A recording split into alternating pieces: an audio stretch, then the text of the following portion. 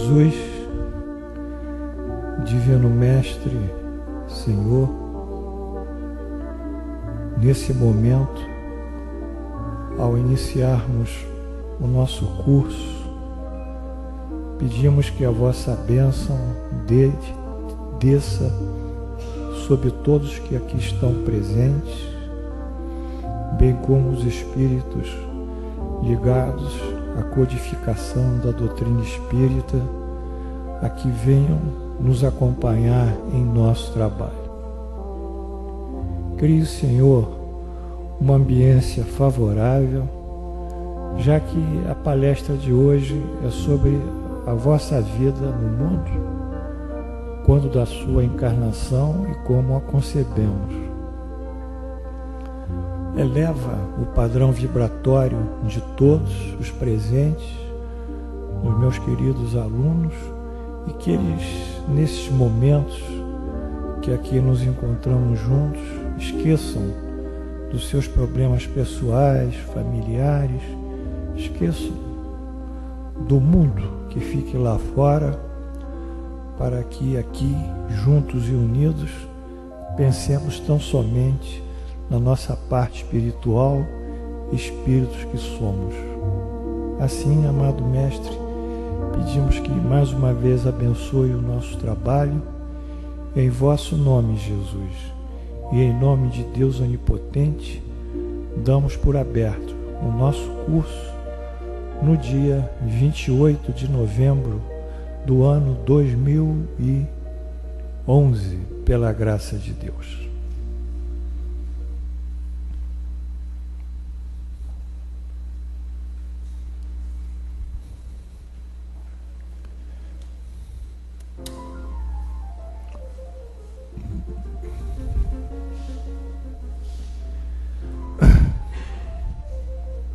Bem, vamos para a página 2, Glorinha. Só quero a 2.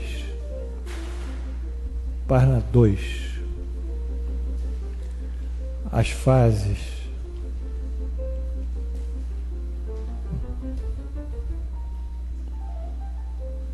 Vamos andando.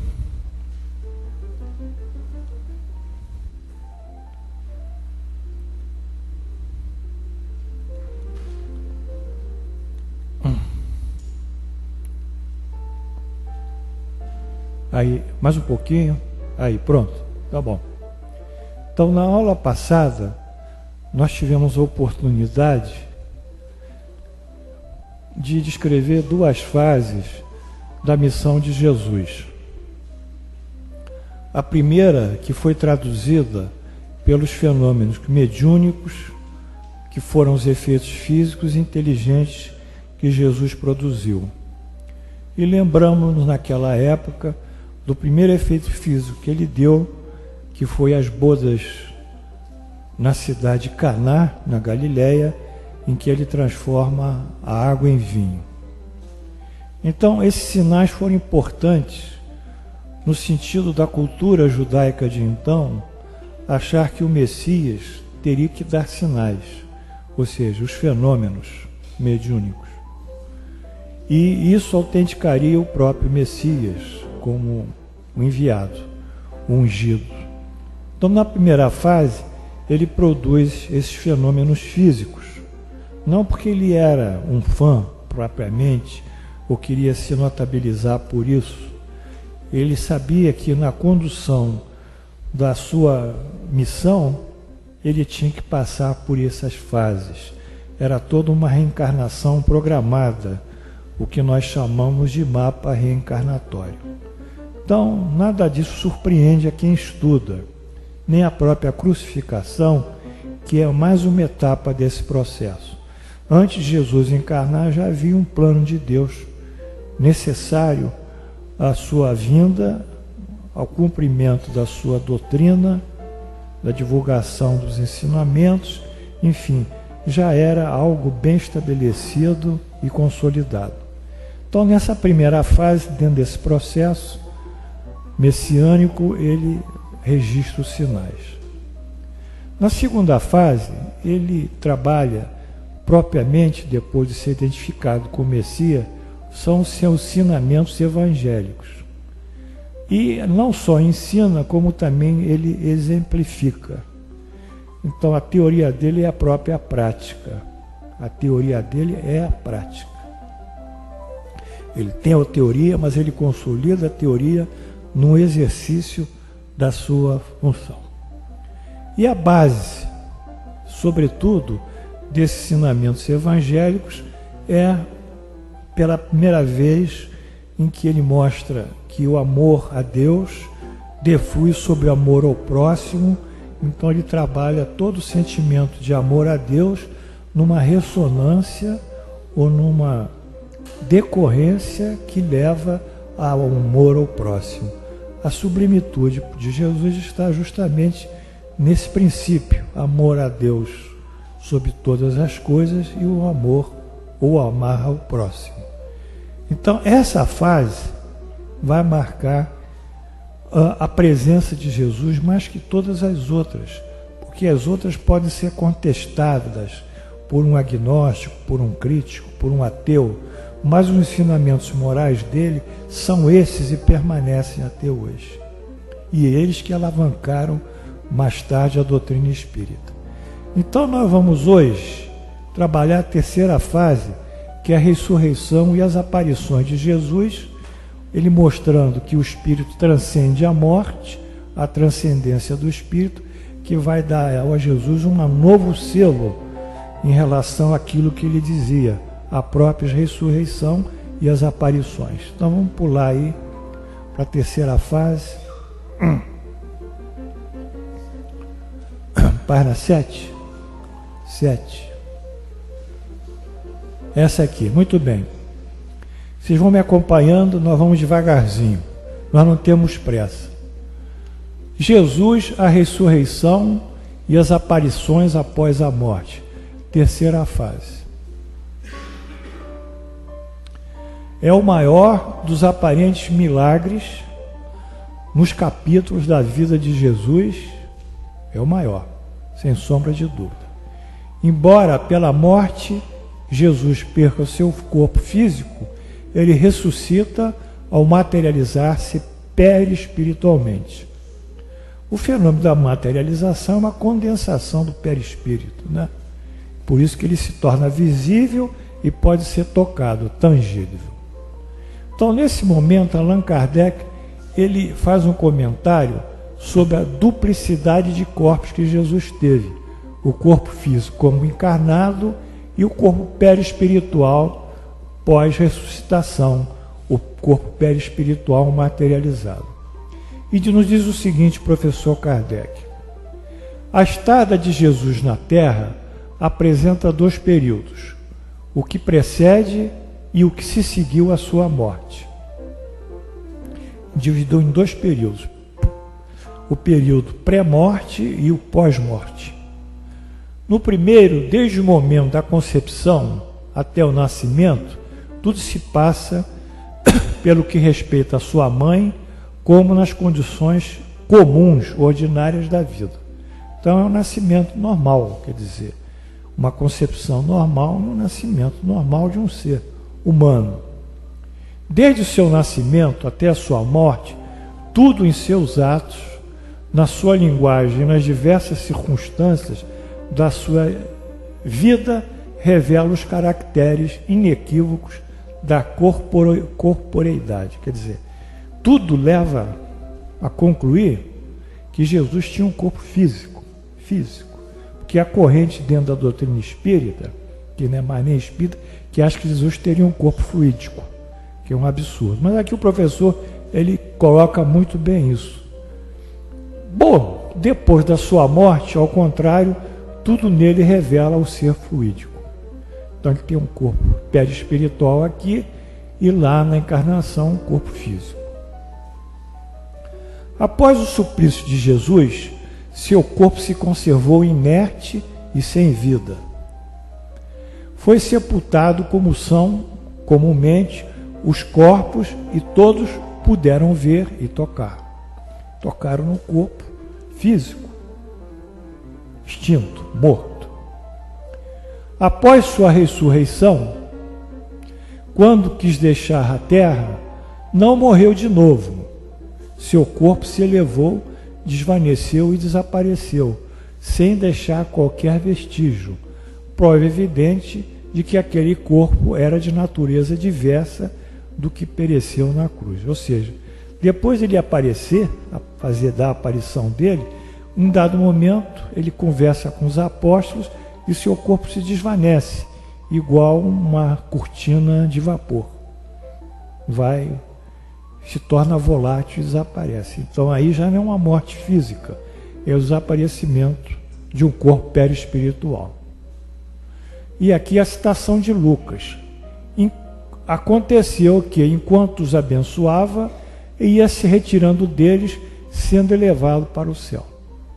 Quer dizer, o corpo foi subindo e se desvaneceu, como nós dissemos, como uma bruma, como uma coisa muito tênue, muito sutil. Não é? Então, nós concluímos, dessa forma, o fenômeno de materialização espiritual, com as referidas ressurreição e aparições bem estudadas pelo espiritismo instrumental, serviu para autenticar os princípios que constituem os fundamentos do seu discurso evangélico. Ou seja, se Jesus não é ressurreto, se ele não tem a ressurreição, ele seria o quê? Seria um profeta, como Isaías, como Elias, como Jeremias, como Daniel, como Malaquias, como tantos outros profetas. Porque os profetas também tinham um discurso moral, os profetas davam fenômenos. Né? Elias curou de lepra, né? Eliseu, se não nos falta a memória. Então, muitos profetas davam fenômenos e operaram curas. E tinham um discurso moral como Jesus. Mas o que diferencia Jesus desses profetas, nesse momento, é que ele, além de ser profeta, ele volta após a morte. Isso autentica ele, mais uma vez, como Messias. Isso, para os apóstolos, é alguma coisa surpreendente. Eles verem o Mestre ser sacrificado na cruz, torturado, e depois enterrado, colocado numa cova, envolto com panos, porque o costume dos judeus é envolver o cadáver com panos, e depois ele aparece diversas vezes para diversas pessoas, não foi só para uma só pessoa. Então, isso autenticou, isso foi um choque muito grande, a ressurreição dele para aqueles que o acompanhavam. Bom, e isso autentica 2 pontos do seu discurso evangélico também. Primeiro, a vida futura, ou seja, o espírito é imortal, volta e vai antes, para um futuro, para um porvir, que é a consolação para os sofrimentos, misérias, desilusões, perdas de entes queridos, dores, doenças. A fé no futuro leva à esperança de uma vida melhor.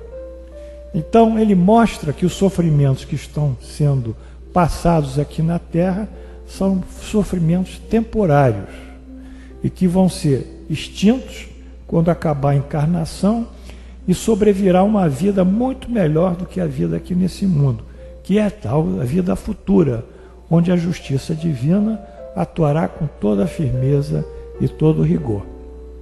Então é a concepção da vida futura que ele autentica com a ressurreição. E o reino dos céus, que ele fala sempre, que na realidade é o mundo espiritual que nós viveremos e já vivemos, que é a consequência da vida futura. Né? Para que haja uma vida futura, é que tem um mundo futuro. Né? E esse mundo futuro é o reino dos céus. Eis aqui uma passagem com Pilatos, em que Jesus fala sobre o seu reino e a vida futura. Vamos lá, subir um pouquinho.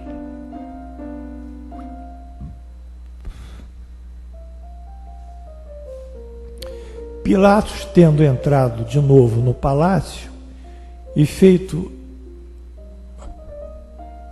via Jesus vir, aqui tem um erro, hein? E feito vir Jesus à sua presença, perguntou-lhe: és o rei dos judeus? Está mal digitado. Depois a gente vai melhorar isso. Feito vir Jesus, perguntou: és o rei dos judeus? Respondeu-lhe Jesus, vamos subir um pouquinho. porque os judeus propalavam que Jesus era, se queria, tinha ambição de ser rei dos judeus. Olha, ele querendo ser rei dos judeus, ele ia entrar em choque com César, com o imperador de Roma. E César jamais admitiria um reinado que contestasse a sua unicidade de mando e autoridade sobre o domínio romano. Então tinha que colocar aí essa imagem. Então Pilatos, para tentar ver se Jesus era um transgressor da lei, logo questiona: és o rei dos judeus? Se ele disser que é rei, matou na hora, vai ser morto. Então Jesus responde: meu reino, olha bem, não é desse mundo. Quer dizer, o meu reino não é daqui. Mas ele tem um reino. Porque diz que é meu. Meu qual? O meu reino. Eu tenho um reino, é meu. Mas o meu reino não é deste mundo. Se o meu reino, outra vez, ele fala do reino dele, fosse deste mundo, a minha gente houvera combatido para impedir que eu caísse nas mãos dos judeus, mas outra vez, o meu reino não é aqui. Então, nesse momento, Jesus não responde a Pilatos sobre é ou não rei dos judeus. Então não há um processo acusatório que Pilatos possa calcar a sua crucificação, não há um fato, nenhum depoimento, mas ao mesmo tempo ele mostra que tem um reino, e que justamente esse reino não é desse mundo, que é efetivamente o reino que ele pregava, que é o reino dos céus. Isso ficou bem claro. Eis o que o professor Kardec diz sobre a vida futura e o reino dos céus, que é o item 1 e 2 do que nós vimos aqui embaixo. Por essas palavras, Jesus claramente se refere à vida futura, que ele apresenta em todas as circunstâncias, como a meta que a humanidade irá ter e como devendo constituir objeto das maiores preocupações do homem na Terra. Quando nós vamos nos espiritualizando e vamos entendendo esse processo, os problemas do mundo vão ficando em segundo plano, porque nós somos como uma espécie de emigrantes ou imigrantes no local. Nós deixamos a nossa terra mãe, o nosso país de origem, estamos ali por um período naquele país estrangeiro. Mas um dia virá que nós voltaremos a nosso país, nossa terra-mãe. Então, os nossos envolvimentos durante esse período em que nós somos estrangeiros ali, não é tão grande, porque nós temos a perspectiva de voltar à nossa casa, à nossa terra natal. Então, isso realmente afeta muito nossos interesses no mundo, porque o que nós começamos a ver que os problemas do dia a dia são problemas que nós vamos passar, são testes, a nossa capacitação em vencê-los, em aplicar a legislação divina, que é o perdão, que é a misericórdia, que é o pagar o mal com o bem, e vamos exercitando essas virtudes, mas tranquilos, sabendo que mais dia ou menos dia nós voltaremos ao reino que é a nossa origem, que é o reino dos espíritos, já que primariamente nós somos espíritos. Então, o Jesus fala claramente, se refere à vida futura que ele apresenta em todas as circunstâncias como a meta que a humanidade irá de ter, devendo constituir objetos de maiores preocupações do homem na Terra. Tudo bem. Todas as suas máximas se reportam a esse grande princípio, a vida futura. Com efeito, sem a vida futura, nenhuma razão de ser teria a maior parte dos seus preceitos morais. Se não houvesse essa perspectiva futura, o que Jesus poderia produzir? O que ele poderia ensinar? Seria nas bem-aventuranças que nós estamos citando aqui, Mateus 5:1.2, onde que os que não creem na vida futura, imaginando que ele apenas falava na vida presente, nos compreendem ou consideram os ensinamentos pueris. Se diz assim: bem-aventurados os misericordiosos, porque serão alvos da misericórdia. Tá? Não é bem-aventurado. Bem-aventurados os sequiosos de justiça, porque serão fartos. Bem-aventurados os humildes, porque deles é o reino dos céus. Bem-aventurados os pacíficos, porque serão chamados filhos de Deus. Bem-aventurados os brandos, porque herdarão a terra. Então, nesse momento, vamos supor que um de nós esteja ouvindo essa pregação de Jesus. E em seguida, após ele terminar, nós morremos. Por um absurdo. Então, a pregação de Jesus não teve nenhum valor? Se nós morremos em seguida, que ficou então dessa bem-aventurança que a morte ceifou? Ela não ceifa, porque o polo que Jesus fala das bem-aventuranças está ligado à vida futura, à vida espiritual. Então, sem a conotação de vida futura, todos os dizeres de Jesus seriam uma mentira, porque nós morremos e acabamos ali com toda a expectativa e esperança de felicidade. Bom, essa afirmação é o eixo do ensino do Cristo. Quer dizer, em que se assenta o ensino do Cristo? Logicamente falando, a imortalidade da alma com a vida futura e a justiça divina. Sem isso, ele não andaria. Para mostrar a imortalidade da alma, ele ressuscita, ele autentica. E para mostrar a justiça divina, ele vai formar uma série de ensinamentos. Ou seja, a justiça divina, a do Pai que está no céu, Deus. O sermão da montanha, as bem-aventuranças, constituem, por certo, o legado por excelência dessa justiça moral. Para os seus seguidores e particularmente 2 pontos. Bem-aventurados os que têm fome e sede de justiça, porque serão saciados, serão fartos. Então vocês têm que entender, para entender bem o Espiritismo, que esses 2 pontos aqui, imortalidade da alma e justiça divina, são as 2 vigas sobre a qual a doutrina vai se estabelecer depois em 1857. 1857, 2 séculos praticamente depois. 2 séculos? 2000 anos, desculpa, praticamente depois. Vamos ver um trecho aqui que Jesus aparece aos discípulos na Galileia, né?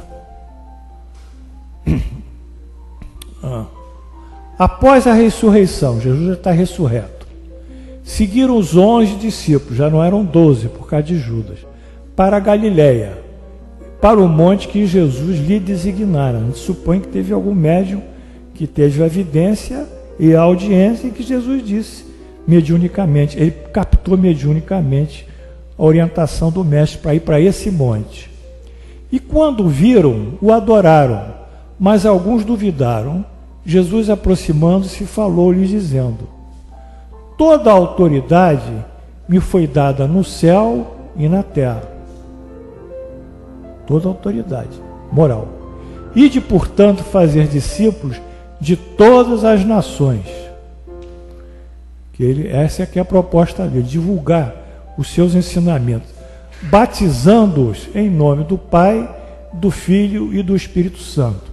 Aqui eu interroguei, e botei uma exclamação. Esse negócio é muito estranho.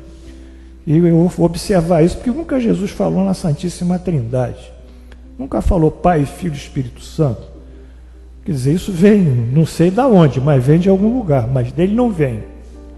Ensinando-os a guardar todas as coisas que vos tenho ordenado. E eis que estou convosco todos os dias e até a consumação do século. Eu não sei que século é esse, porque não foi o século dele. Há 2000 anos nós estamos com ele, né? Isso está em Mateus. Finalmente, Jesus dá por encerrada essa sua terceira fase, falando da autoridade, céu e terra, que ele tem, e ordenando aos seus discípulos que propaguem os seus ensinamentos. Eu não digo que vos tenha ordenado, sabe? Essa postura de ordem não cabe bem a um espírito tão sublime como ele. Ele deve dizer que vos tenho ensinado, né? Porque ordenar é uma coisa em posição, é uma função hierárquica do superior para o subordinado, não é isso. Jesus não podia impor nada a ninguém, cada um tem o seu livre-arbítrio, ele bem sabia disso. Então são trechos estranhos. Então eu comento aqui, ponto de interrogação e o ponto número 1, aliás. Isso aqui sinaliza não se encontrar descrito no Evangelho de Mateus qualquer batismo feito por Jesus. Jesus nunca batizou ninguém, para começar. Ele foi batizado por João Batista, isso consta, porque ele queria dar um encaminhamento às coisas do João. Mas ele nem precisava ser batizado, porque tem que batizar, se tivesse alguém que batizar, era ele que tinha que batizar João Batista. Não era João Batista que ia batizá-lo, não é? Mas de qualquer forma ele se deixou. Mas não consta que Jesus tenha batizado qualquer indivíduo. Essa criação do batismo, depois um dia a gente vai estudar esse sacramento, que é uma coisa muito estranha para nós. Um dia a gente pode estudar. Não há batismo, referência de batismo por Jesus, bem qualquer alusão aos que os católicos chamam de Pai, Filho e Espírito Santo, a Santíssima Trindade, unindo essas três manifestações espirituais em uma única representação. É provável a adulteração de mais essa passagem bíblica pelos revisores da Igreja Católica, tudo de forma a compatibilizá-la à sua teologia. Você sabe que nos primórdios do Evangelho havia mais ou menos uns 60 evangelhos. Não são só esses 4, não, os evangelhos chamados condensados ou sinópticos. Havia pelo menos 60. Então, isso começou a ser trabalhado pela igreja no século II, no ano 100, quando a igreja já estava mais estruturada de uma forma orgânica e já tinha sido elevada à religião oficial do Império Romano. Então a igreja resolveu selecionar uns evangelhos que caberiam mais a elas dar uma sustentação ao seu poder, como normas de poder. E naturalmente ela produziu muitos textos que jamais Jesus disse, porque Jesus não queria o poder do mundo, ele nunca propôs isso. O reino dele era dos céus. E houve muitos concílios em que tudo isso, que são reunião dos arcebispos e dos cardeais, que releem essas coisas e alteram os textos. Então, nós temos sempre que aplicar uma visão crítica a esses ensinamentos contidos na Bíblia. De qualquer forma, nós vamos passar após isso a quarta fase, que é... Hein? Pois não.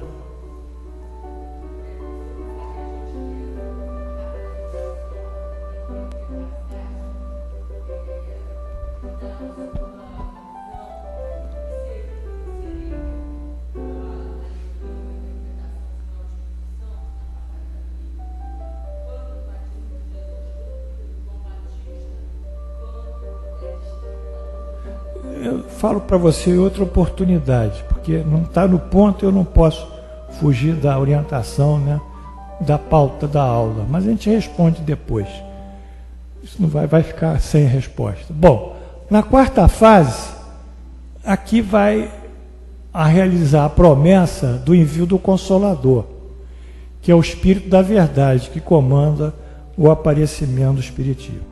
Então, depois de ele já ter sido elevado aos céus e ter se ido, ele permanece atuando sobre a terra, agora espiritualmente, e cria um sistema novo para fazer a releitura dos seus evangelhos, que já estavam todos corrompidos ou destruídos, ou, enfim, influenciados pelo poder temporal, que a gente chama também de poder secular.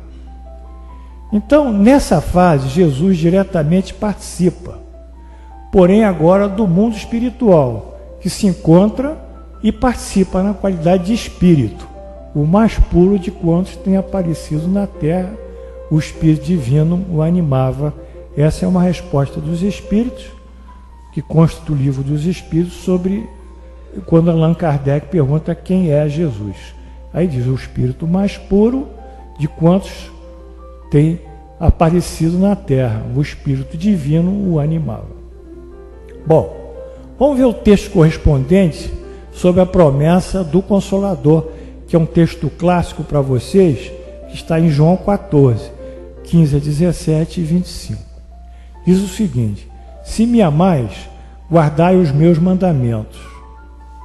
E eu rogarei ao meu Pai, e ele vos ensinará outro, errado, vos enviará outro Consolador, a fim de que fique eternamente convosco. Então, se há esse amor a Jesus, ele vai enviar, agora aqui são meus mandamentos, não são ordens, né? São conceitos. E eu rogarei ao meu Pai, e ele vos enviará um outro Consolador, a fim que fique eternamente convosco. O que pode ficar eternamente conosco? Que não morre? É a ideia. Hoje nós somos contemporâneos dos pré-socráticos, né? Dos gregos, filosofia grega mais antiga.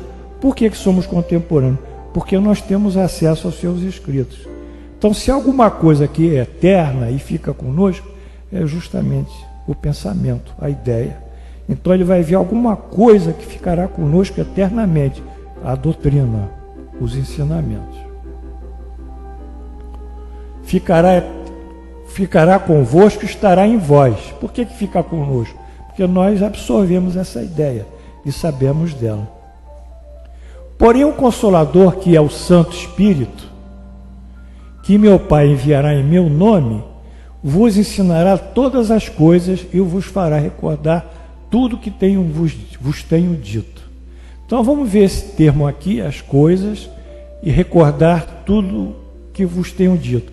Aqui há uma tentativa de identificar ou de personalizar a ideologia, a ideia, que é o Santo Espírito.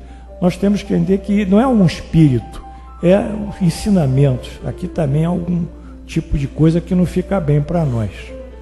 Bom, então, a esse respeito, o professor Kardec expende as seguintes observações. Vamos lá. Elas são itemizadas por mim e tem aqui sobre a sigla CAT os comentários sobre isso. Vamos primeiro, trecho do Consolador de João 14. Jesus promete outro Consolador, o Espírito de verdade, que o mundo ainda não conhece, por não estar maduro para compreender. Consolador que o Pai enviará para ensinar todas as coisas, aqui, ensinar todas as coisas e relembrar o que ele havia dito. Quer dizer, vai ensinar e relembrar, porque isso aqui já foi esquecido. Então vem os comentários. O mundo não pode receber porque não vê e absolutamente não conhece. O que é isso? E de fato, o mundo não está preparado, né, para o entendimento desses ensinamentos na sua época. Daí também nem o pode conhecer. Se não conhece, não pode ver. Então o mundo realmente não pode receber porque não conhece exatamente essa doutrina, né? Da época de Jesus. O Espiritismo 2. Se, portanto, o Espírito de verdade tinha de vir mais tarde ensinar todas as coisas, é que o Cristo não dissera tudo. Ele não disse tudo. Se ele vem relembrar o que o Cristo disse, é que o que este disse foi esquecido ou mal compreendido. Então é interessante, o Cristo não dissera tudo. Claro que ele não dissera tudo, porque ele fala em reino dos céus. Mas o Espiritismo vai mostrar que o reino do céu é o reino dos espíritos. Nós vimos aí até um filme sobre isso, né? Sobre Nosso Lar, mostrando umas coisas lá em cima. Então ele não foi mais à frente do que o conceito da vida futura e o reino dos céus.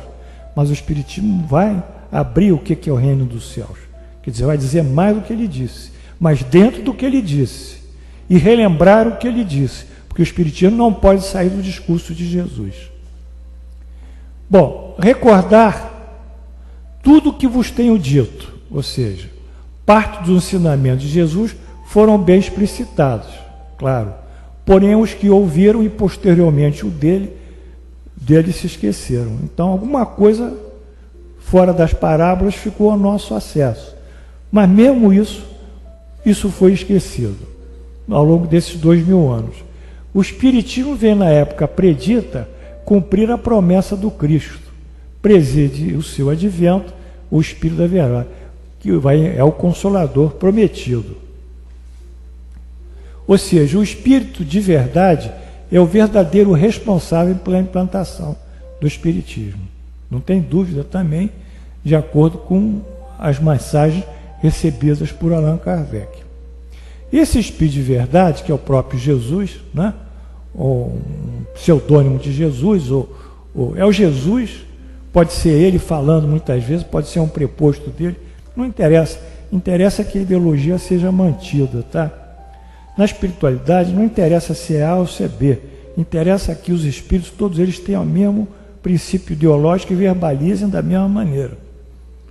Então, quando Jesus se manifesta, nem sempre é ele, junto a Allan Kardec. É um preposto dele, um representante dele, mas é como se fosse ele. Eu não creio que Jesus viesse aqui descer ao mundo. Até hoje me questiono. Mas eu acho que outros representantes dele realmente fizeram isso. Então é ele que vem em nome do Espírito da Verdade, né? Que é ele mesmo, que é o responsável pela implantação do Espiritismo em consonância lá em cima com o Consolador, que ele enviará. Ele chama os homens à observância da lei. Manda observar a lei. Ensina todas as coisas, fazendo compreender o que Jesus só disse por parábolas. E outro problema é a parábola, né? Que é uma coisa muito estranha de ser entendida, né? Tem que abrir o sentido simbólico dela. O Espiritismo movido pelas ferramentas, aí fica claro, interpretativas, a filosofia espírita e o Espiritismo experimental dessimboliza as parábolas de Jesus. Então o Espiritismo vai abrir essas parábolas. Isso é bonito. Ele por quê? Porque ele tem os conhecimentos filosóficos. O que a filosofia propõe? Propõe indagação das coisas. O pensamento filosófico, na sua essência, é nós ficamos indagando os porquês, e buscando uma resposta para os porquês. Foi assim que os gregos começaram a filosofia, questionando o porquê do céu, o porquê da terra, o porquê da vida, e tentando buscar explicações que justificassem ou respondessem a esses porquês. Então a filosofia é indagativa, e à luz dessa indagação ela aplica a razão, que é o raciocínio, que é a lógica, que é o método. Então isso o Espiritismo vai entrar com a sua filosofia, a indagação e a razão. E o Espiritismo experimental, além desse filosófico, vai entrar com o estudo do perispírito, da mediunidade, dos fenômenos de efeito físico, dos fenômenos inteligentes, com toda essa grandeza de manifestações, nós diríamos, espíritas, ou espiritualistas, propriamente dito. Então essas são as ferramentas que nós vamos abrir a caixa, ao cofre das parábolas de Jesus. 6. Vem finalmente trazer a consolação suprema aos deserdados na terra e todos que sofrem, atribuindo uma causa justa e um fim útil a todas as dores. Então, pelo processo da lei da causa e efeito e da reencarnação, nós entendemos que as coisas têm um sentido, está claro? Não é o sujeito muito pobre, do outro lado, do lado dele, um sujeito muito rico, que isso é uma injustiça divina. Não é o mal que prospera enquanto o rico passa por carências. Isso seria uma injustiça divina. Então o Espiritismo não pode dar um corte na vida presente. Isso é um raciocínio presentificado. O Espiritismo tem que voltar às vidas passadas e fazer uma relação de causa e efeito para estabelecer um mecanismo gerador desses problemas que volta para as vidas passadas. Então ele vai abrindo, né? Vai abrindo a razão dos sofrimentos, das dores e das vicissitudes do homem. Está claro isso também? Bom, disse o Cristo, a lógica da filosofia espírita explica racionalmente e de forma clara o porquê dos sofrimentos, das dores e das vicissitudes. Isso o Espiritismo explica, fundamentado na lei da causa e efeito. 7. Disse o Cristo, bem-aventurados os aflitos, pois que serão consolados. Mas como há de alguém sentir-se feliz por sofrer, se não sabe por que sofre? Não é? O Espiritismo mostra a causa dos sofrimentos nas existências anteriores e na destinação da terra onde o homem expia o seu passado. Então ele vai podando esses raciocínios presentificados e dando uma relação de conhecimento, de explicação para os problemas, né? Mais clara contribuição, ainda nesse momento, da filosofia espírita, a compreensão da justiça divina, que são o amor e a caridade de Deus, movimentando-se por detrás da encarnação. Por trás da encarnação, essa justiça, ela se movimenta e gera a encarnação. A encarnação é o quê? É um ato de amor e de misericórdia divina que dá ao homem a condição de expiar suas faltas, repará-las e evoluir. Ai de nós se não reencarnássemos. Nós não teríamos nem como evoluir, nem como nos melhorarmos. Justifica a busca de toda a forma de evolução espiritual do homem, esse processo reencarnatório, vale dizer da sua felicidade. Então tem pessoas que acham que a encarnação é uma tragédia. Para nós não é uma tragédia, é uma grande oportunidade, por favor, de nós melhorarmos o nosso destino, o nosso espírito. Ainda mais, mostra o objetivo do sofrimento, isso é o espiritismo, apontando como crises salutares que produzem a cura e como meio de depuração que garante a felicidade nas existências futuras. Então, o sofrimento é igual um tumor que nós temos às vezes aqui na pele e que está cheio de pus.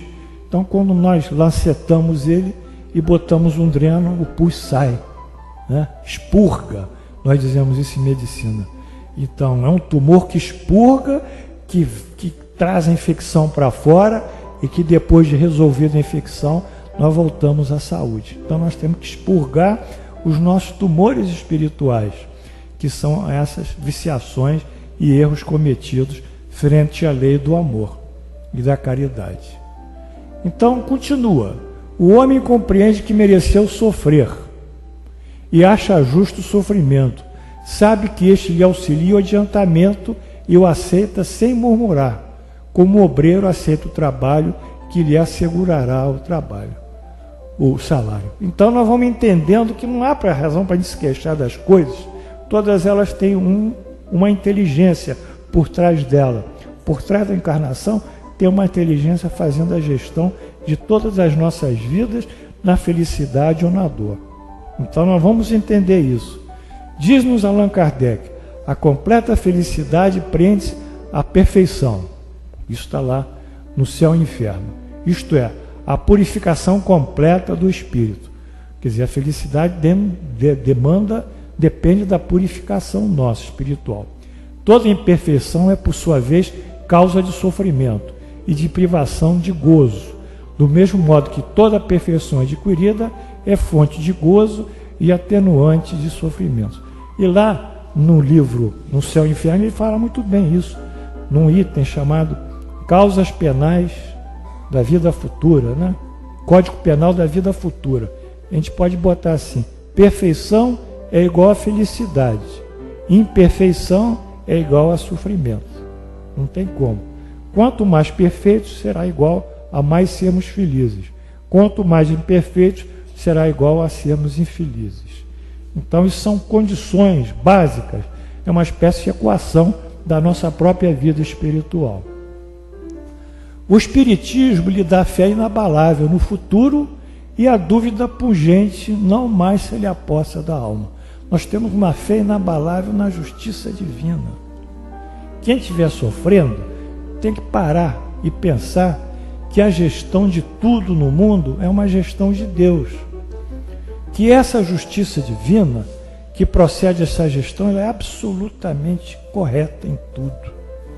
E que Deus nos dê, pela sua misericórdia, a compreensão desse processo de gestão, que em realidade está nos gerando sofrimento há um tempo, mas a longo prazo está nos deixando mais puros.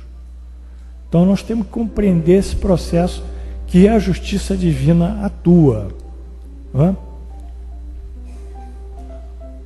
é? É a fé raciocinada, que é a fé na vida futura, a fé em Deus, a fé na justiça divina. A fé em Deus, sobretudo, né? Raciocinar é pensar. É a fé pensada, refletida, examinada, avaliada, analisada e concluída. Não é uma fé que leva para a paixão, leva pelo sentimento, começa a cantar hinos, hosanas, fazer cerimônias, cultos, usar roupas, etc. Tudo isso num sentido de levar a uma autossugestão de vida, de levá-lo a um princípio de alteração do seu estado mental por uma alteração primária do seu humor, do seu ânimo, da sua emoção. A emoção se superpõe à razão nesses fanáticos, nessas fés que chegam por aí. O Espiritismo não, ele analisa, capta e chega a uma realidade sobre a existência de Deus. Essa realidade é tão lógica e tão factual que ele já tem a segurança de Deus. Ele não tem fé propriamente em Deus, ele sabe de Deus, né? Ele sabe, é um conhecimento que ele tem de Deus, não é alguma coisa só do coração, da emoção, é um conhecimento de Deus. E se ele avançar mais ainda, ele explica as coisas de Deus.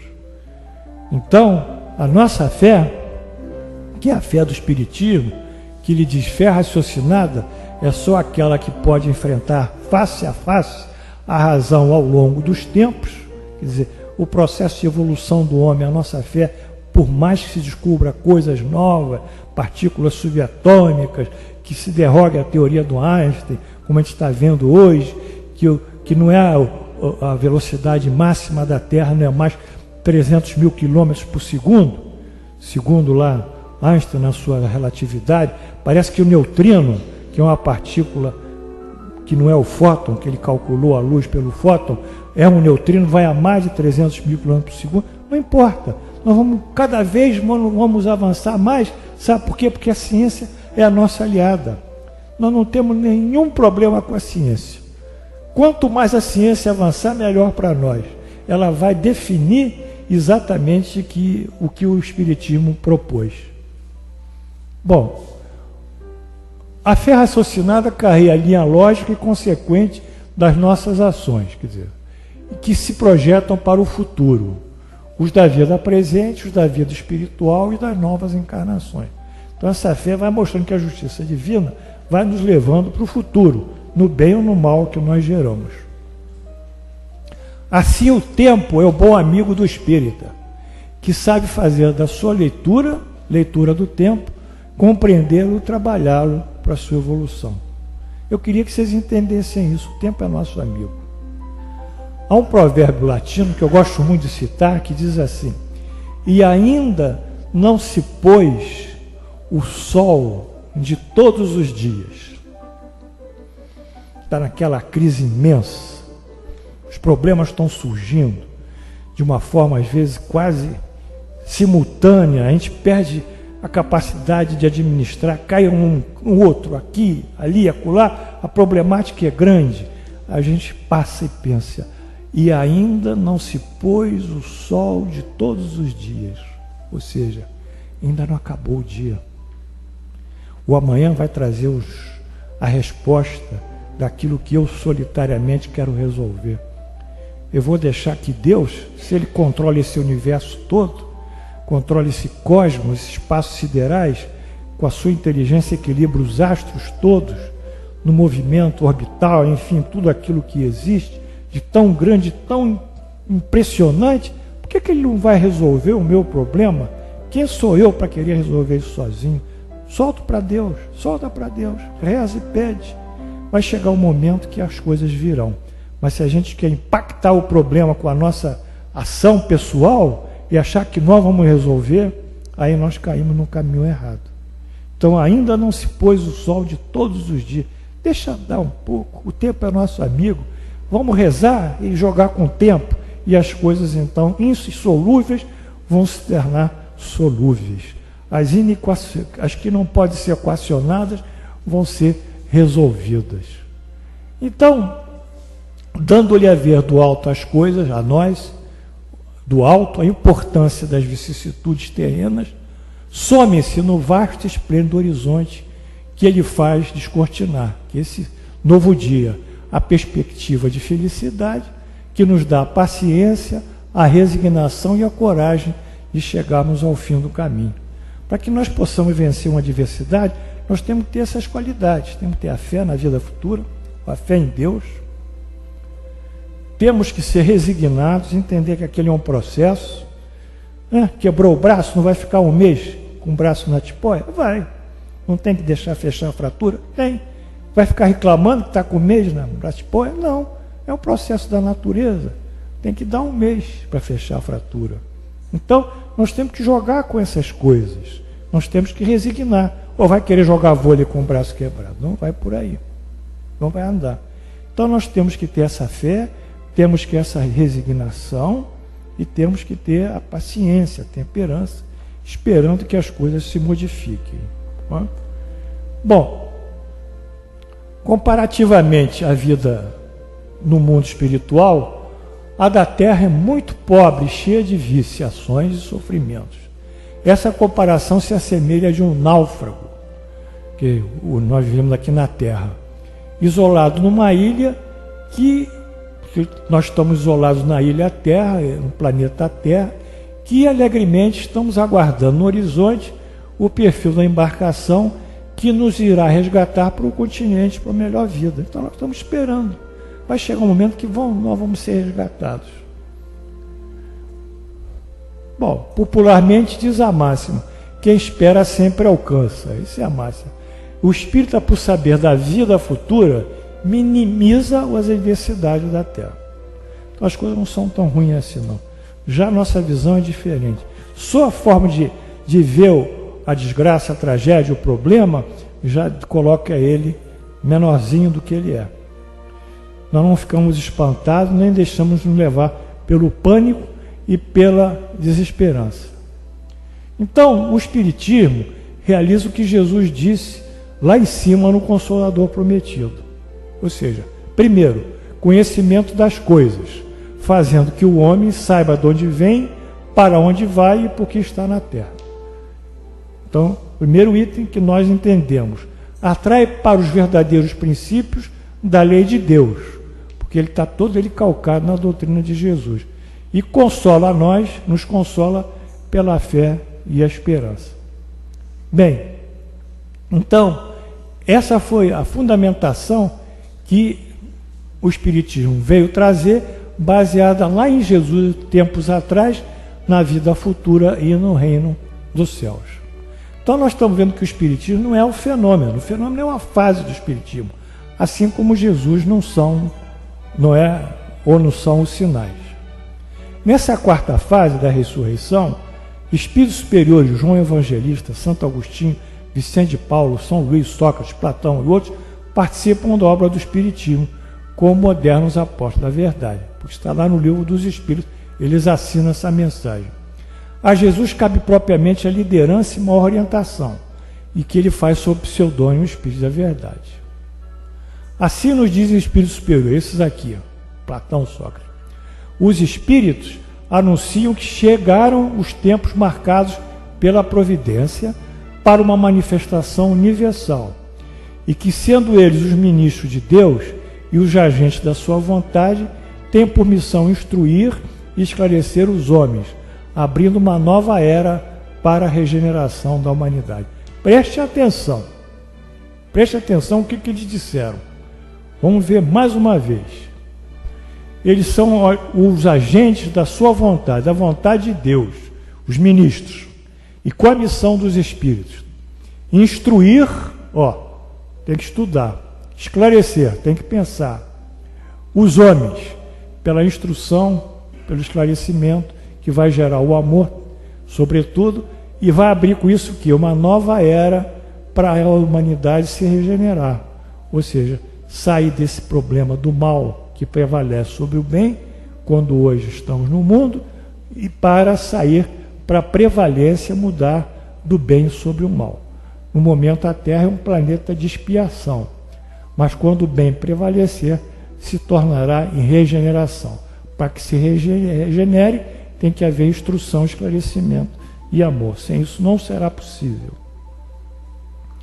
Bom, vivemos atualmente, pois, sob os benefícios amorosos, os benéficos, está errado aqui, benéficos e amorosos influxos espirituais da quarta fase messiânica de Jesus. cuja execução foi otorgada ao Espiritismo. Está claro isso para vocês? Não. Está lá na Bíblia, eu estou repetindo que está lá. Diferentemente das revelações messiânicas do passado, Moisés e Jesus, que foram os messias do passado, o Espiritismo não tem um ser ou indivíduo responsável pelos seus ensinamentos. Não tem um que seja responsável pelo Espiritismo. Por quê? Porque aqui era Jesus ou Moisés. Bom, ainda no passado, as revelações nesse caso vieram por pessoas. Moisés e Jesus, seres individualizados, eram indivíduos. Agora, com o Espiritismo, essas revelações chegam por um ser coletivo. É um ser coletivo. Os espíritos que têm como canais, instrumentos, a universalidade dos médiuns. Então, o Espiritismo vem por um ser coletivo. Né? Mas Jesus ensina, pregando no lago de Genezaré, não é mais Moisés que vai andar no Monte Sinai ou no deserto de Sinai, monte. É um ser coletivo, que são miríades de espíritos. Aí vocês vão pensar, mas não tem um chefe espírita? Não tem. É um ser coletivo. Não é um indivíduo, é uma coletividade de espíritos. Mas o Chico Xavier está lá na dele. Mas ele é um chefe? Chefe de quê? Se os espíritos vêm coletivamente através de uma doutrina, que é a doutrina do Consolador, que é a doutrina espírita. O Allan Kardec não é o chefe? Que é chefe? Coisa nenhuma, ele nunca quis ser chefe. Então, esses que vão aparecendo nessa identidade de dizer que são chefes, que são maiorais, não são. Por quê? Porque a própria doutrina quis dar consistência da inexistência e do risco da individualização do espiritismo em cima de alguém. Ela não quis mais. Esses são espíritos. Um dia, na minha aula, eu vou falar sobre isso, dia 12. Essa situação que o espiritismo quer botar o fulano, o ciclano, como chefe, o palestrante A e B, que fala coisas bonitas. Não tem chefe. Chefe é a coletividade dos espíritos e chefe realmente é a ideologia do Cristo. E chefe realmente que dirigiu isso tudo foi o Cristo, foi Jesus. Bom, um estudo complementar que vocês vão gostar também, que esse foi uma pérola que eu consegui pensar. Bom, vamos só fechar. Que assim, quis assim Jesus, que a revolução espírita, a gente chama de revolução, a Ângela sabe, a Ângela Vieira, a revolução é a mudança radical de um sistema, que o sistema está aqui, a gente muda ele, vira verso, faz uma modificação radical de 180 graus, é o processo da revolução. Toda revolução supõe essa mudança radical. Então a revolução espírita é uma mudança radical nos costumes, na lei que nós estamos vivendo. A revolução espírita, que é a nossa revolução, estivesse ao alcance de todos na Terra. Isso Jesus quis. Sem distinção de raça, nacionalidade, sexo, nível sociocultural, econômico, e que os médios provêm de toda a parte. Ou seja, o espiritismo está ao acesso de todos, sem nenhuma discriminação de sexo, de posição social, de nacionalidade. Não tem isso. Tá certo? Queria que vocês me entendessem isso, por favor. Dizem que Brasil, Humberto de Campos. Brasil, coração do mundo, pátria do Evangelho. Isso que Humberto de Campos disse. Mas isso é da cabeça dele. Nós somos realmente uma pátria privilegiada porque aqui cresce o espiritismo. Nós não podemos ser coração de ninguém. Cada um tem o seu coração, tem o seu livre-arbítrio. Essas coisas são um ufanismo que apareceram aí, um bocado deles, não é? Pátria do Evangelho, nós não podemos, coração, não somos evangélicos. Nós vamos divulgar o espiritismo, mas lá o mundo vai também, daqui a um tempo vai ter outros polos do espiritismo, vão aparecer outros médiuns lá fora tão bons como os que tiveram aqui. Então, esse aqui é uma pérola para vocês, os evangelhos gnósticos, o cristianismo perdido. Veja só que coisa interessante. Vamos ler devagarzinho. Com a notável descoberta de antigos textos gnósticos cristãos em Nag Hammadi, no Egito, em 1945, pôde-se vislumbrar algo do que foi perdido pelo cristianismo tradicional durante esse processo de ocidentalização. Isso quem escreveu foi Elaine Page, PhD, in the Gnostic Gospel, Nova York, Vintage Books, 1981. Vamos ver o que foi escrito pela essa PhD. Os textos de Nag Hammadi, lá no Egito, e outros semelhantes a eles, que circularam no início da era cristã, foram denunciados como heréticos, quer dizer, fugindo da doutrina, pelos cristãos ortodoxos em meados do século II, ou seja, os anos 100, quando a igreja se fortaleceu. Então, esses textos foram chamados heréticos, fora da doutrina deles. O fato é, porém, que aqueles que escreviam e distribuíam esses textos, porque eram textos manuscritos e escritos em pergaminhos, não se consideravam eles mesmos hereges, não havia isso ainda. A maioria desses autores utiliza a terminologia cristã inconfundivelmente associada à herança judaica. Quer dizer, eram da cultura judaica, utilizando os conceitos que Jesus passou. Muitos afirmam apresentar tradições a respeito de Jesus que são secretas, ocultas dos muitos que constituíram o que no século II passou a ser chamado de Igreja Católica. É aqui que a Igreja Católica explodiu. Bom, esses cristãos são hoje chamados de gnósticos, porque eles não aceitavam a doutrina católica. E por que são chamados de gnósticos? Vem da palavra grega, gnosis, que é, em geral, traduzido pelo conhecimento. Quer dizer, gnosis, cognoscível, né? Gnosis, conhecimento. Mas, como aqueles que afirmam nada a saber acerca da realidade absoluta, que são chamados agnósticos. Quer dizer, o agnóstico é o sujeito totalmente incrédulo, que não conhece, é incrédulo. E o gnóstico é o sujeito que tem um conhecimento. O indivíduo que afirma saber tais coisas é chamado gnóstico, conhecedor.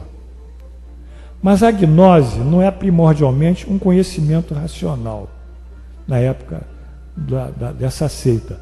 Da maneira que os gnósticos usam o termo, poderíamos traduzi-lo por percepção interior, pois a gnose envolve um processo intuitivo de conhecer-se a si mesmo. Então, esses primeiros que escreveram esses evangelhos, eles foram chamados de evangelhos gnósticos. E eles foram perseguidos pela igreja, foram repudiados e foram mortos, assassinados, para extinguir com os gnósticos. A própria igreja se incumbiu disso e desaparecer com esses evangelhos, porque eles iam em contra a teologia católica que ia se implantando pelo poder. Então ela tinha que ter um texto que fosse concordante a um sistema de poder.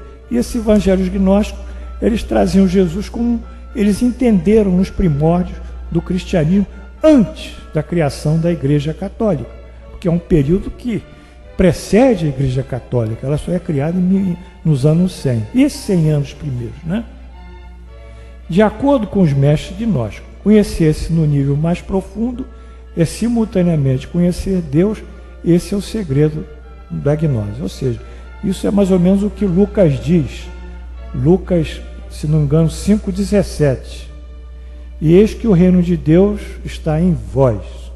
Não é? Eis que o reino de Deus está em vós. Ele responde para os fariseus, né? Que às vezes perguntam: mestre, vós falais sempre no reino dos céus, no reino de Deus. Aonde é que está o reino de Deus? Está acima? Está abaixo? Aonde é que está esse reino de Deus? Dizei para nós, não é? Aí Jesus responde: o reino de Deus não está aqui, não está acolá, não está acima, não está abaixo. O reino de Deus está dentro de vós. E nós entendemos muito bem que o processo de espiritualização é um processo de autoconhecimento nosso, individualmente. Ninguém vai poder entrar dentro de nós e nos modificar se nós não aceitarmos essa modificação e nós não exercermos-la com nossa vontade, com nossos sentimentos. É impossível.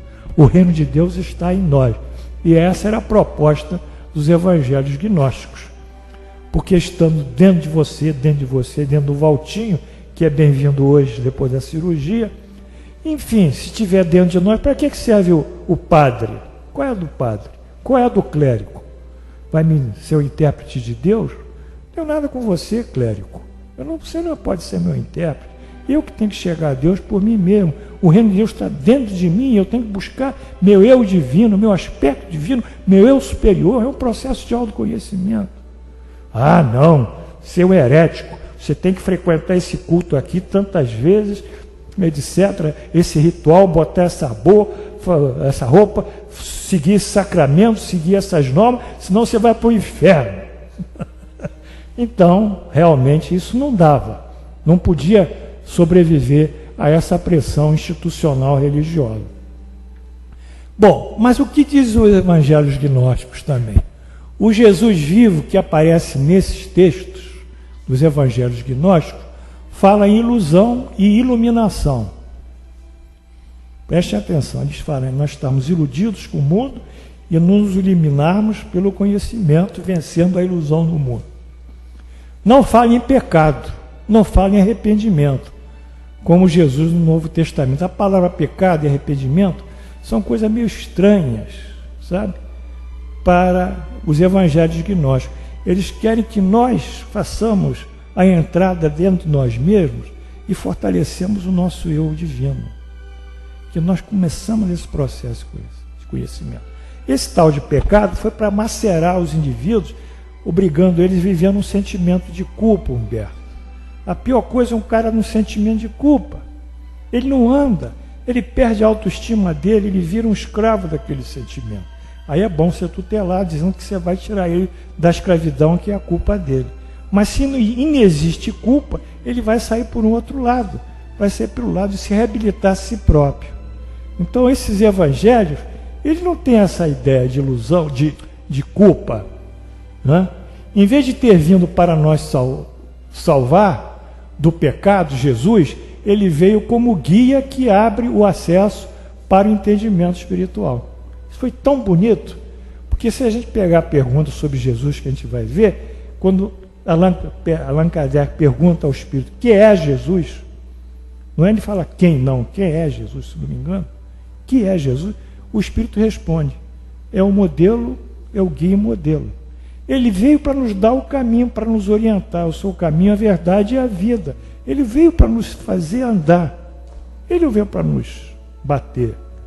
E ele diz em outras passagens evangélicas, eu vim para salvar e dar a minha vida pela redenção de muitos. Eu não vim para botar ninguém em culpa, o mestre diz. Então, essa correspondência dos evangelhos gnósticos vão aparecer lá na resposta dos espíritos mais tarde.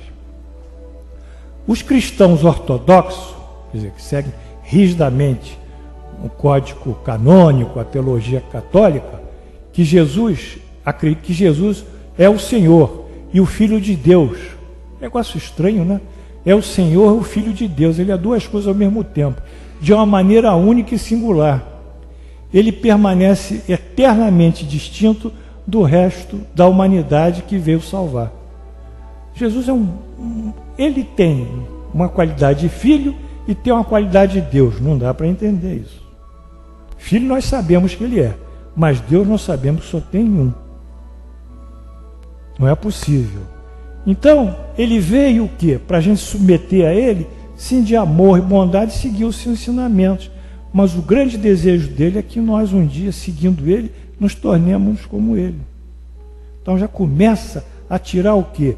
Essa entronização idealizada de Jesus, eu diria quase mítica, que é o termo certo, que proíbe você de pensar, porque é um mito, e nos humaniza no sentido de nós abrirmos a nossa lógica, a nossa razão. Somos falhos sim, somos viciados sim em muitas situações psicológicas, emocionais, afetivas, morais, mas nós temos aqui a catapulta que vai nos levar a um mundo novo, através desse processo de autoconhecimento e de exercício do bem. Então é isso que Jesus vai nos dizer. Eu sou o mestre e o guia e o modelo, disse os Espíritos. Bom, no entanto, o gnóstico Evangelho de Tomé, quer dizer, Evangelho gnóstico, narra que tão logo Tomé o reconhece, Jesus diz a ele que ambos receberam o seu ser, ou existência, da mesma fonte. Ele diz assim para o Tomé: já não sou teu mestre, já não é mais mestre Tomé, pois bebeste da fonte borbulhante que distribui e te inebriaste. Quem beber da minha boca se tornará como eu, e eu mesmo me tornarei como ele, e as coisas ocultas lhe serão reveladas. Então, nesse momento, Tomé transcende pelo Espírito as imperfeições do mundo, pelo conhecimento, pelo valor espiritual. Ele se torna como Jesus se tornou e como Jesus se torna com Deus, primariamente pela sua identidade. Olha que coisa, tais ensinamentos, a identidade do divino e do humano, a identidade do divino e do humano, a preocupação com a ilusão e iluminação, o fundador que é apresentado não como um senhor, mas como um guia espiritual. Eu acho que isso aí é fundamental para vocês todos, tá? Todos vocês têm que saber isso para poder respirar. Jamais vocês serem massacrados por um sentimento de culpa e acharem que vocês não têm remissão. Que desgraça, que terror! E acharem que procurando um clérigo vocês vão se salvar. Que terror, que horror! Mas se vocês têm um chefe lá, que é uma pessoa que ama vocês e que ensina a vocês e que dá um caminho a vocês e que luta por vocês, vocês então respiram e dizem: não estou sozinho. Eu posso me modificar e posso modificar o meu destino. Eu não sou um réprobo, quer dizer, um culpado eternamente. E nem vou para um lugar terrível. Eu vou ser ajudado por esses ensinamentos, os praticando. Então, esse texto aqui veio desse trabalho da nossa PhD, que pesquisou os evangelhos gnósticos. Esses estão lá em Jerusalém, lá no Museu de Jerusalém, e já foram traduzidos N vezes. Quem quiser ver, vai para a internet que vai achar também. A internet está cheia deles. Né? Bom, vamos fechar com os comentários. Nos trechos aqui citados, há partes que parecem retiradas nesse evangelho gnóstico dos espíritos superiores. Primeiro, o Jesus vivo, que aparece nesses textos, fala em ilusão e iluminação, não em pecado ou arrependimento. Então, fica claro isso, que nós não somos isso que querem fazer da gente, nem colocar a gente na cruz. Não me agrada ser crucificado. Não faz o meu perfil de ser masoquista, buscar o sofrimento. Isso não é minha cara, não. A minha cara é trabalhar e me melhorar.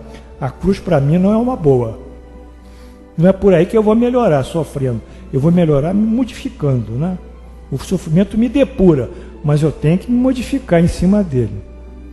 Nos Prolegômenos, que é um prefácio de um livro dos Espíritos, o prefácio que tem um livro dos Espíritos, os Espíritos falam em instruir e esclarecer, que é a iluminação, abrindo uma nova era para a regeneração, não o pecado.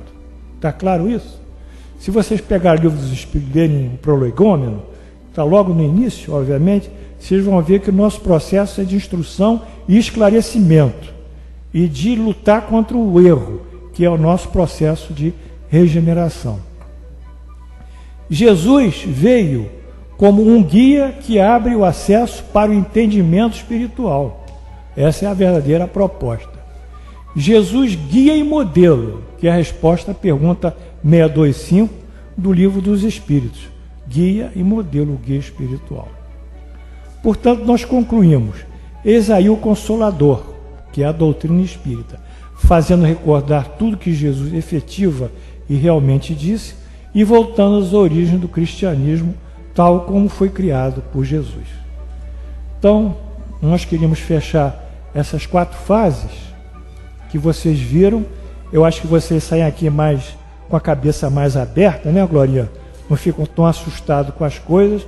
Eu acho que vocês vão se assustar menos com as coisas, vão ter a capacidade de enfrentar mais os problemas, vão se sentir mais fortes, vão se sentir menos imperfeitos, vão se sentir mais humanos, porque o ser humano está sujeito a quedas, mas também está sujeito à regeneração. E vão aplicar esses conhecimentos entendendo que o projeto de Jesus é um projeto de Deus pelas fases dos sinais, a fase da doutrina, a fase da ressuscitação e essa última fase em que ele não volta fisicamente, mas atua espiritualmente para trazer a doutrina de retorno a nós. Então essa é, finalmente, eu queria dizer, esse objetivo final do Espiritismo. Acordando, Paulão? Tá aí? Esse objetivo final do Espiritismo. Ou seja, o que se propõe o Espiritismo? Vocês vão perguntar. Fenômenos, milagres, curas, tudo bem, isso existe. Mas essa é a proposta final? Absolutamente. A proposta final está ali, no Consolador, mais do que nunca.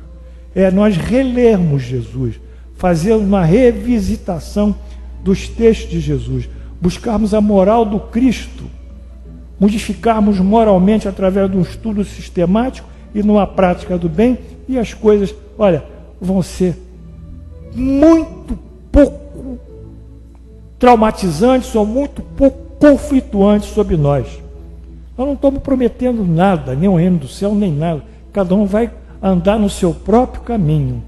Mas esse próprio caminho é justamente esse caminho que Jesus nos legou.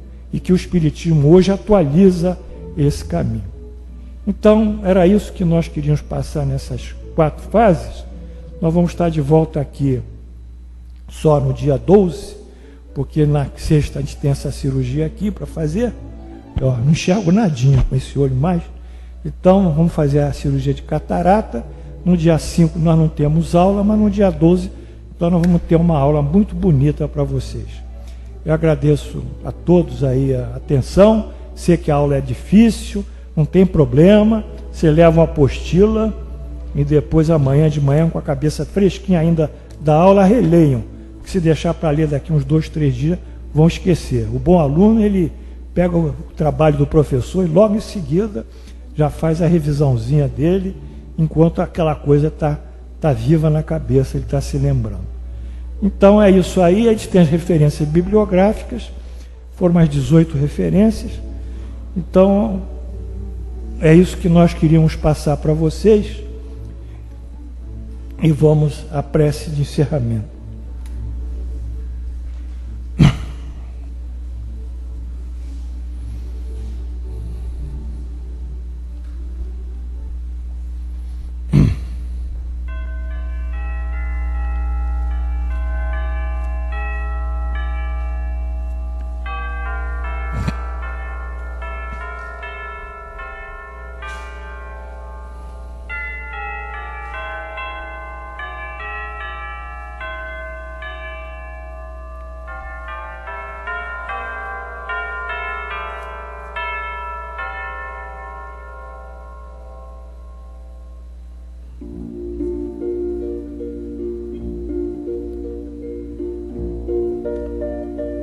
Jesus,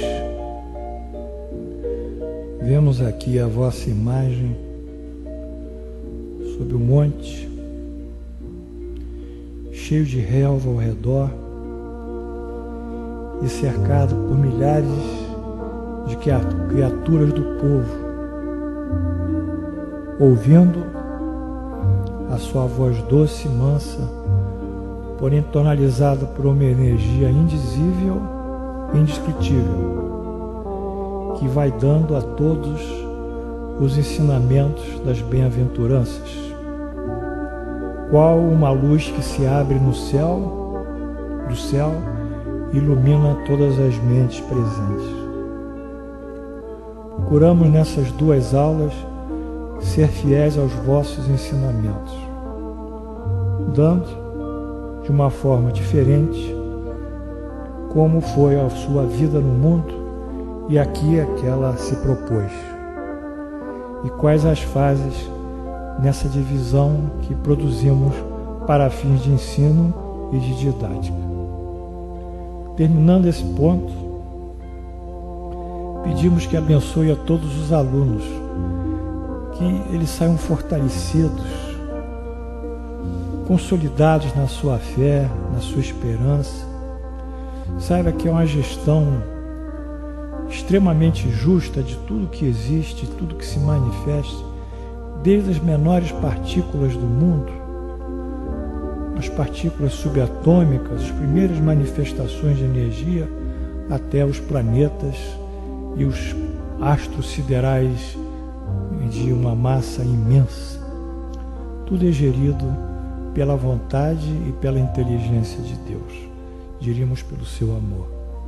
Que cada um se acolha nesse amor divino e saiba que está sendo gerido por Ele e que pode, pelo milagre da fé e da reforma espiritual no bem, alcançar a sintonização com seus valores superiores. Mestre, abençoa todos os alunos, todos que aqui se encontram, todos aqueles que não puderam vir. Dai paz às suas famílias, seus lares, ajustai essa vida que é a consciência da vida espiritual. Mestre, amigo, querido,